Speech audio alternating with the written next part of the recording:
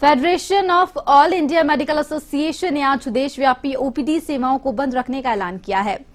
एफआईएमई ने पश्चिम बंगाल में प्रशिक्षु महिला डॉक्टर से यौन उत्पीड़न और उसकी हत्या के विरोध में यह फैसला लिया है। Federation of all India medical association ने आज 13 अगस्त को ओपीडी की सेवाओं को पूरे देश में बंद करने का ऐलान किया है। कोलकाता के आरजीकर मेडिकल कॉलेज में 9 अगस्त को एक महिला प्रशिक्षु डॉक्टर से यौन उत्पीड़न और उसकी हत्या के विरोध में ओपीडी सेवाओं को बंद करने का आह्वान किया है।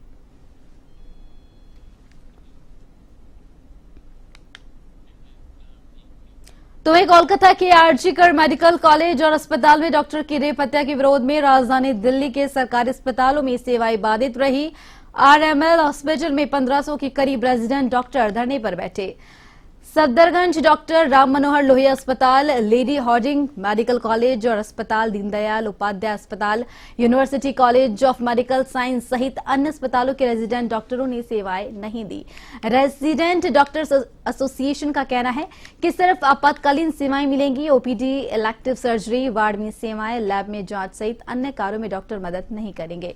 कोलकाता में जान गंवाने वाली डॉक्टर को न्याय दिलाने तक देश भर में सेवाएं प्रभावित रहेंगी। घटना के खिलाफ देश भर के डॉक्टर एकजुट है।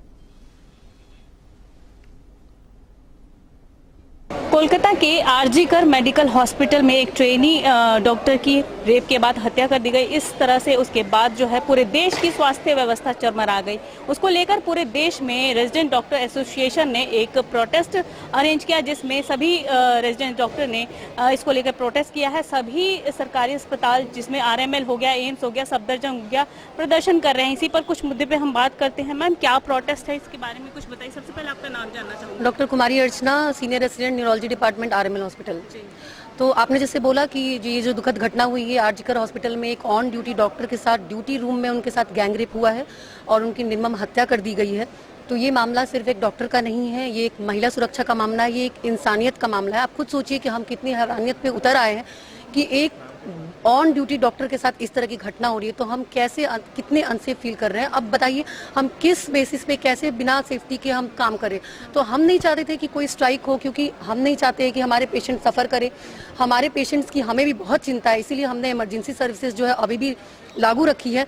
बट आप खुद सोचिए, एक समाज के तौर पर आप इस घृणित जो कर्म है उसको किस तरह से देखते हैं। आप अपना इंट्रोस्पेक्शन करिए, आत्ममंथन करिए कि इस मामले में आपको क्या करना चाहिए। मेरी तो पूरे समाज से रिक्वेस्ट है कि वो हमारे साथ आए, क्योंकि ये सिर्फ डॉक्टर का मामला नहीं है, महिला सुरक्षा का मामला है।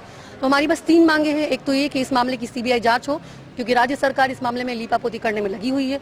दूसरी ये कि सेंट्रल प्रोटेक्शन एक्ट, जो कि डॉक्टर्स के प्रोटेक्शन का एक्ट है, वो तुरंत से तुरंत लागू किया जाए। और तीसरा ये कि आजकल मेडिकल कॉलेज में जो इररिस्पॉन्सिबल अथॉरिटीज़ है, जो कि इस तरह से इररिस्पॉन्सिबल बयान दे रहे हैं कि लड़की रात को क्या कर रही थी, तो वो ड्यूटी रूम में थी और क्या कर रही थी, उन सभी को तुरंत से परमानेंटली बर्खास्त किया जाए और दोबारा उनको बहाल ना किया जाए किसी भी ऊंचे पोस्ट पे। लेकिन मैम, बहुत ही दयनीय स्थिति थी जो उन महिला डॉक्टर के साथ हुई। लेकिन साथ ही आपको बता दूं कि जिस तरह से आरएमएल हॉस्पिटल में जो छुट्टियां जो है सैंक्शन हो रखी थी, लेकिन अब बंद कर दी गई हैं। उसके बाद डॉक्टरों को वापस ओपीडी में भेजने को कहा गया। इस पर क्या? हाँ, तो अब देखिए, अब क्योंकि रेसिडेंट्स हड़ताल पे हैं, तो जो कंसल्टेंट्स हैं जो मतलब परमानेंट सर्विस में हैं, उनको तो उनकी छुट्टियां तो रद्द करनी ही पड़ेगी, क्योंकि ओपीडी और वार्ड्स में वो हमारे रेसिडेंट्स ही मेन काम करते हैं। तो अगर वो नहीं रहेंगे तो कंसल्टेंट्स पे तो प्रेशर बनेगा ही। तो हम आपको बता दें कि हम इस बात से बहुत दुखी हैं कि हमारे कंसल्टेंट्स, हमारे पेशेंट्स को सफ़र करना पड़ रहा है। बट आप हमारी भी मजबूरी समझिए कि हम किस कंडीशंस में इस तरह का स्टेप लेने पे हम मजबूर हुए। 3-4 दिन हो गए इस मामले को हुए, अभी तक सरकार ने कुछ नहीं किया। तो हम क्या हाथ पे हाथ धरे बैठे रहे? उस देश में जहाँ पे आप डॉक्टर को भगवान बोलते हैं, उस प्रदेश में जहाँ पे कि आप महिला को माँ बोलते हैं, वहाँ पे एक माँ के साथ बलात्कार हुआ, एक भगवान की हत्या की गई है। तो हम हाथ पे हाथ रख के तो नहीं बैठ सकते।